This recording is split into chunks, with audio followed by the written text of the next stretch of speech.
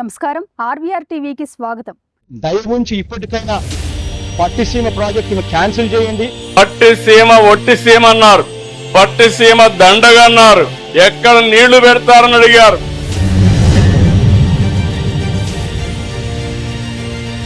ససేబరా వద్దంటే వద్దు, చేయకూడదు, మీకు పేరు రాకూడదని అడ్డం పడే పరిస్థితికి వచ్చారు.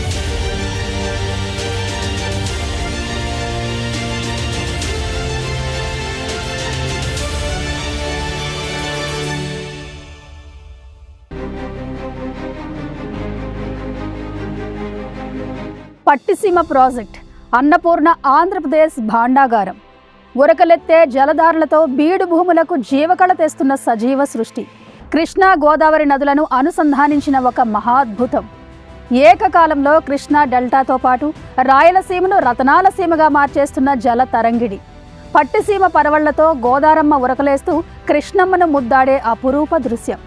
ఆంధ్రప్రదేశ్ ముఖ్యమంత్రి నారా చంద్రబాబు నాయుడు దూరదృష్టికి తిరుగులేని తార్కాణం. రాష్ట్ర పురోభివృద్ధికి బాటలు వేస్తున్న పట్టిసీమ ప్రాజెక్టులో అసలేమిటి గొప్పతనం? ఏముంది అంతగా కీర్తించాల్సిన అవసరం?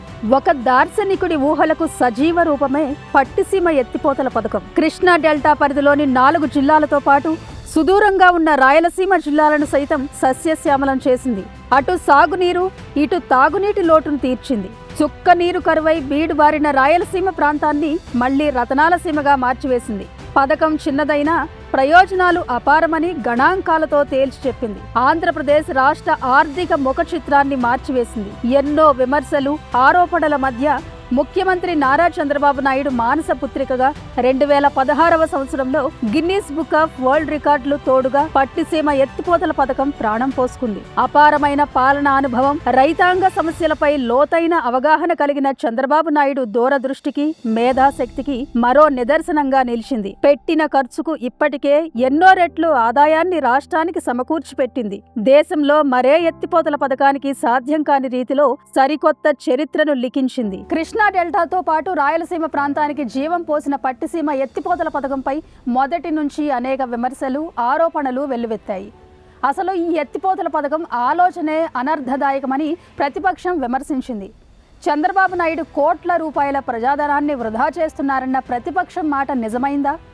రైతులు, వలస కూలీల పక్షం వహించిన ముఖ్యమంత్రి చంద్రబాబు నాయుడు విజన్ వాస్తవమైందా అనే విషయాలు ఇప్పుడు చూద్దాం.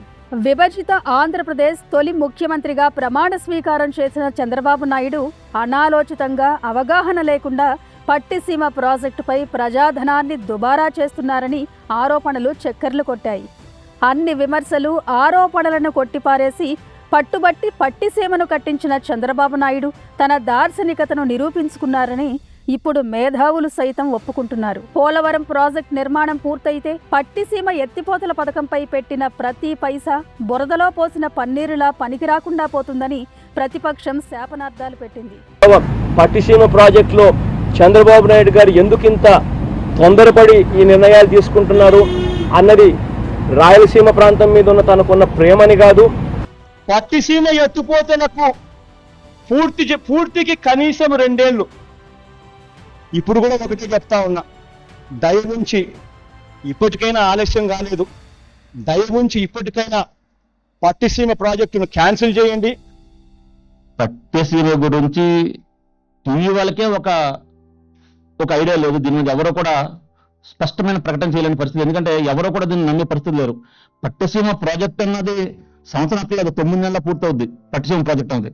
కానీ ఆ పట్టిసీమ ద్వారా ఏదైతే నీరు కృష్ణాకు తరలించే రాయలసీమ నీరు తెలుస్తున్నారో దానికి కనీసం 4-5 సంవత్సరాలైనా కూడా అయ్యే అవకాశం లేదు.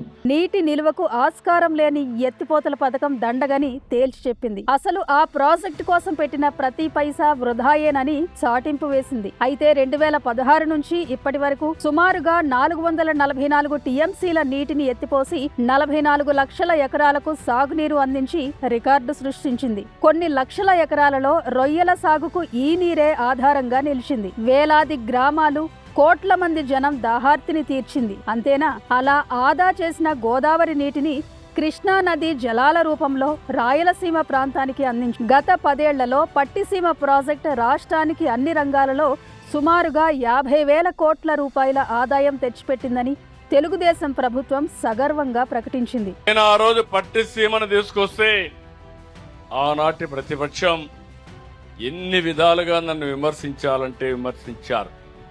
పట్టిసీమ ఒట్టిసీమ అన్నారు, పట్టిసీమ దండగా అన్నారు, ఎక్కడ నీళ్లు పెడతారని అడిగారు.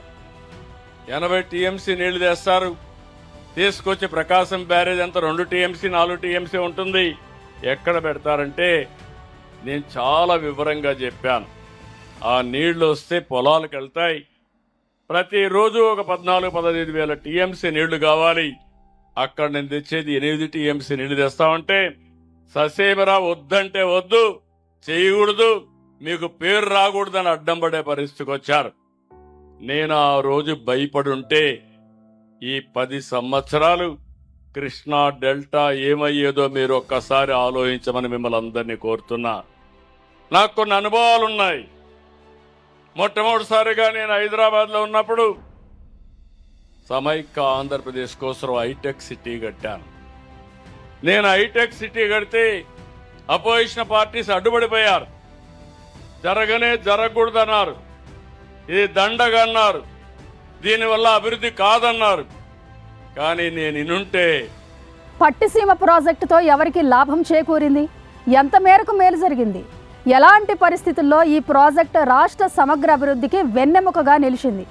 2026 సీజన్లోనూ పట్టిసీమ నీటిని విడుదల చేసిన నేపథ్యంలో పట్టిసీమ ప్రాజెక్టుపై మళ్లీ చర్చ ఎందుకు మొదలైంది?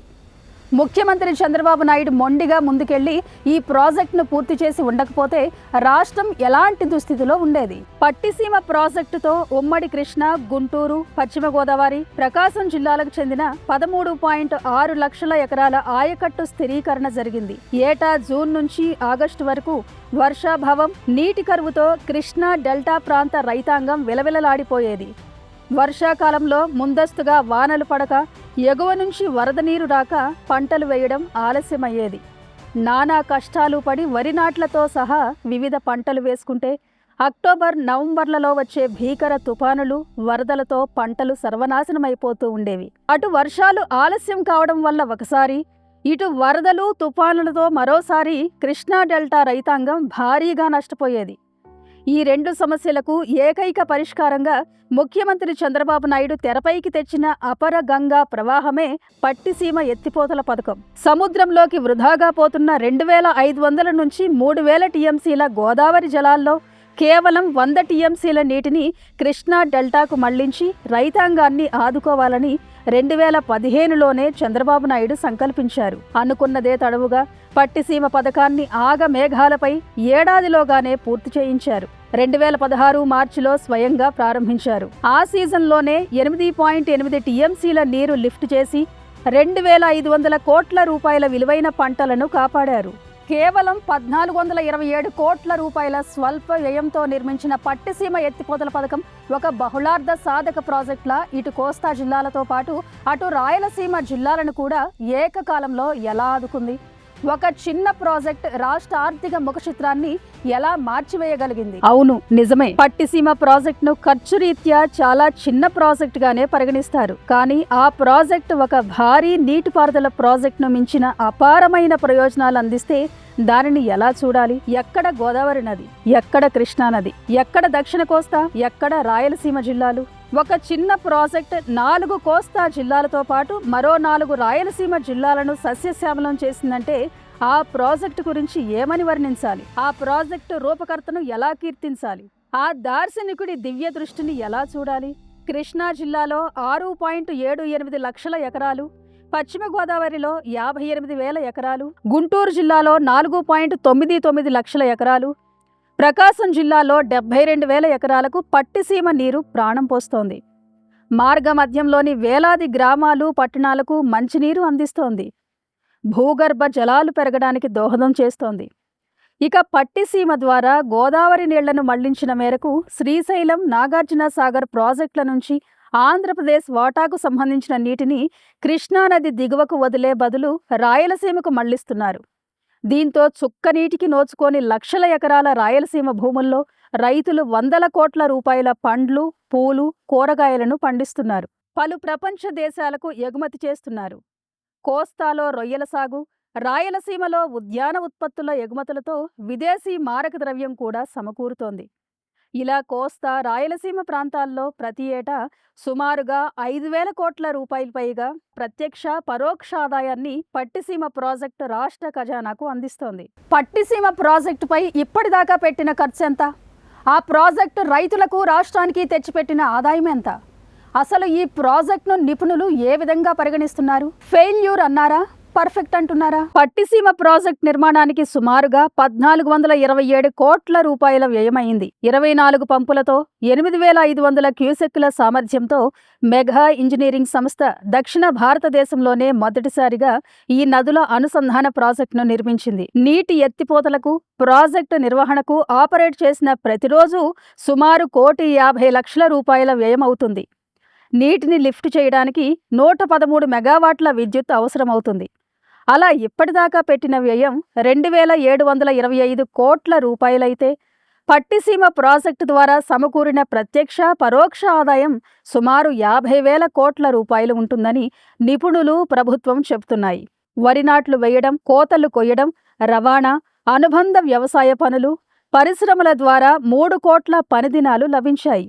ఈ ప్రాజెక్టు కోసం పెట్టిన ప్రతి రూపాయికి నేరుగానే ₹1.90 ఆదాయం లభించిందని నిపుణులు చెబుతున్నారు. పరోక్షంగా వచ్చే ఆదాయం దీనికి అదనం.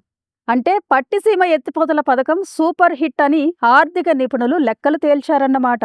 పట్టిసీమ ప్రయోజనాల గురించి ప్రభుత్వం, అధికార కూటమి చెప్పే లెక్కలు ఎలా ఉన్నా ఈ ఎత్తిపోతల పథకం అందుబాటులోకి రావడంతో ఏపీలోని 3/2 ప్రాంతాలకు ఒకేసారి 3 అద్భుత ప్రయోజనాలు కలిగిన వాస్తవాన్ని ఎవ్వరూ కాదనలేరు. కరువు, వరదలు, వలసలను ఈ ప్రాజెక్ట్ అడ్డుకుంటోంది. సిరుల రాసులు కురిపిస్తోంది. గోదావరి నీటి మళ్లింపుతో కృష్ణా డెల్టా కరువును జయించింది. ఎప్పుడో సెప్టెంబర్కు గాని ప్రాజెక్టులకు చేరని నీరు జూన్, జులై నాటికే 13.6 లక్షల ఎకరాల డెల్టా భూములను ముద్దాడుతోంది. రైతులు ముందస్తుగానే పంటలు వేసుకోగలుగుతున్నారు. కృష్ణా డెల్టాను జులై, ఆగస్టుల్లో కరువు, అక్టోబర్, నవంబర్ మాసాల్లో తుపానులు, వరదలు ముంచెత్తడం తెలిసిందే. పట్టిసీమతో సాగునీరు ముందుగానే అందుబాటులోకి రావడంతో పంటలు అడ్వాన్స్గా చేతికొస్తున్నాయి. రెండో పంటకు సమయం కలిసి వస్తోందని రైతులు సంబరపడుతున్నారు. ముందస్తు దిగుబడులతో తుపానులు, వరదల బారి నుంచి ఎక్కువ శాతం రైతులు గట్టెక్కుతున్నారు. ఇక కూలీలకు మంచి పని దొరుకుతోంది. ఎక్కువ మొత్తంలో కూలి డబ్బులు చేతికందుతున్నాయి. అదే సమయంలో మహారాష్ట్ర, కర్ణాటక రాష్ట్రాల నుంచి ప్రకాశం బ్యారేజీ వరకు తరలించే కృష్ణా జలాలను శ్రీశైలం, నాగార్జున సాగర్ ప్రాజెక్టులలో నిల్వ చేస్తున్నారు. అక్కడి నుంచే రాయలసీమలోని అనంతపురం, చిత్తూరు, కడప, కర్నూలు జిల్లాలకు పోతిరెడ్డిపాడు హెడ్ రెగ్యులేటర్ ద్వారా ముందస్తుగానే తరలించగలుగుతున్నారు. సీమ ప్రాజెక్టులు, చెరువులు, కుంటలను నింపేస్తున్నారు. దాంతో రాయలసీమలో ఉద్యాన పంటల రూపంలో సిరులు కురుస్తున్నాయి. విదేశాలకు కార్గో కంటైనర్లు పోటెత్తుతున్నాయి. పుష్కలంగా నీరు అందుబాటులోకి రావడంతో పరిశ్రమలు కొలువు తీరుతున్నాయి. ఉద్యోగాలు, ఉపాధి అవకాశాలు స్థానికంగానే దొరుకుతున్నాయి. అందుకే రాయలసీమ నుంచి వలసలు చాలా వరకు ఆగిపోయాయి. ఇలా పట్టిసీమ ప్రాజెక్ట్ ఏకకాలంలో అటు కోస్తా ప్రాంతంతో పాటు ఇటు రాయలసీమలోనూ కాసుల గలగలలు సృష్టిస్తోంది. డెల్టా రాయలసీమ జలప్రదాతగా ముఖ్యమంత్రి నారా చంద్రబాబు నాయుడు కీర్తి ప్రతిష్టలను శిఖరాగ్రాన నిలుపుతోంది. గోదావరి నీళ్లతో కృష్ణా డెల్టాను తడిపాను. కృష్ణా నీళ్లతో రాయలసీమను రతనాల సీమగా మార్చాను. ఇది నా వాటర్ మేనేజ్మెంట్ వ్యూహం అని ముఖ్యమంత్రి నారా చంద్రబాబు నాయుడు పట్టిసీమ నీటి విడుదల సందర్భంగా సగౌరవంగా చేసిన ప్రకటనను, పట్టిసీమ విజయగాథను చూసిన తర్వాత కాదనగలరా ఎవరైనా? ఇలాంటి కరెంట్ అప్డేట్స్ కోసం చూస్తూనే ఉండండి మన RVR టీవీ. లైక్ చేయండి, షేర్ చేయండి, సబ్స్క్రైబ్ చేయండి.